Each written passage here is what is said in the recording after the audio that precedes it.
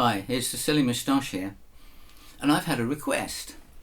A gentleman by the name of Jim Rinchy contacted me, wishing me the best for my ongoing deafness treatment and suggesting that I mention my personal process for identifying and working out new songs. So thank you, Jim, for your kindness and for this request. Way back in the day when we were working out new songs, it would be very much just a matter of listening to them on the radio or buying the 45 and putting the needle on and back and scribbling out the things. Here in the UK, we often didn't understand American lyrics, terms used and things like that. So I can also remember getting to a point where we would buy an album, and sometimes in the inner sleeve you might find the lyrics written down in very small, and we would copy them. That's fine. And then later CDs got even smaller. As far as chord progressions concerned, we were pretty much reliant on somebody that knew something about chord progressions, frankly. A little story about that. In the 90s and early 2000s, I used to go to a sports masseuse lady who would work really hard trying to give me some flexibility in my fibrotic neck muscles, and she liked my music. I think she might have bought a couple of my albums, and she worked really hard to try and find playlists of what she thought was my sort of music, which was very, very kind and thoughtful of her. But after a while I had to say, would you please not put that music on, because I'm lying here trying to relax and I'm just working out chord progressions all the time. So it had become pretty automatic for me by then. Nowadays I have a very large repertoire. This little booklet, yes, this folder has, I think, just over 100 songs in it that I can grab and go to at any point. Should I go out to a club, or should I be playing in my own club?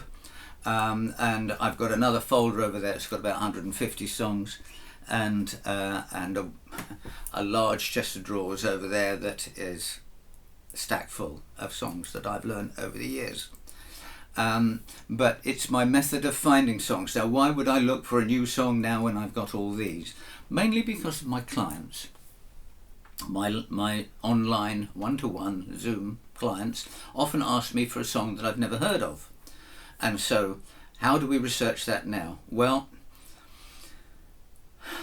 frankly, nowadays it's Ultimate Guitar, which currently is free for us users.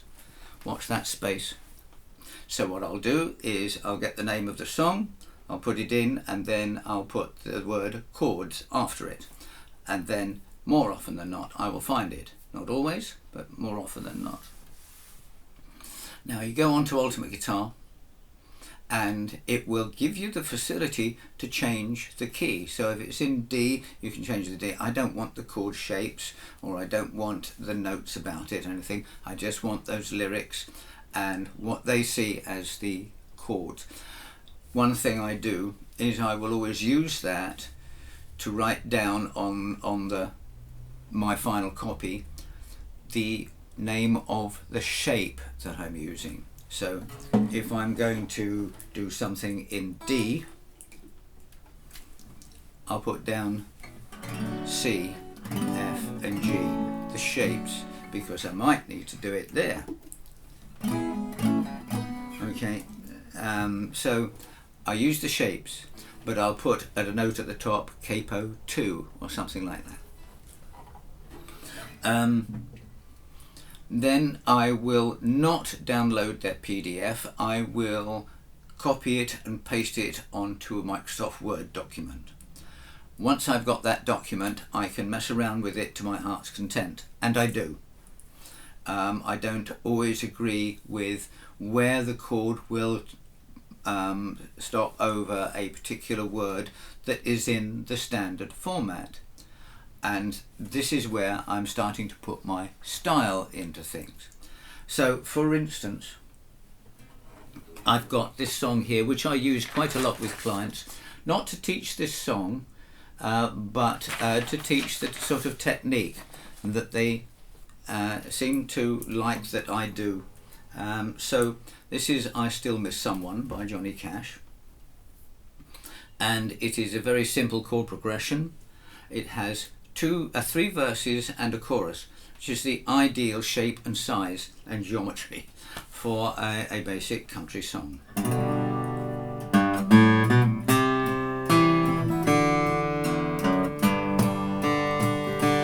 At my door the leaves are falling, cold white wind will come, sweethearts walk by together, and I still miss someone.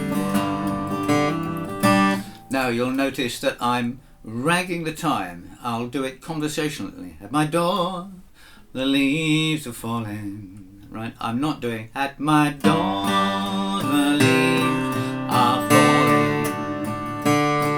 Alright, that's stilted to me. So I'm telling a story. It's always important that a song has a story for me. And I will do a lot of bass runs.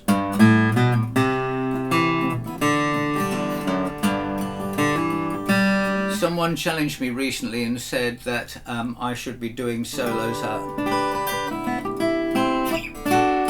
Well, it's just not my style. There's nothing wrong with that, but I'm trying to, as a one-man band, I'm trying to keep my bass and my rhythm together.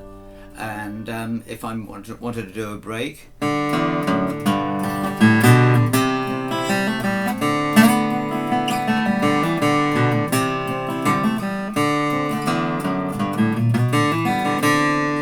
so it's largely on the bass lines where I do my breaks. That is my style.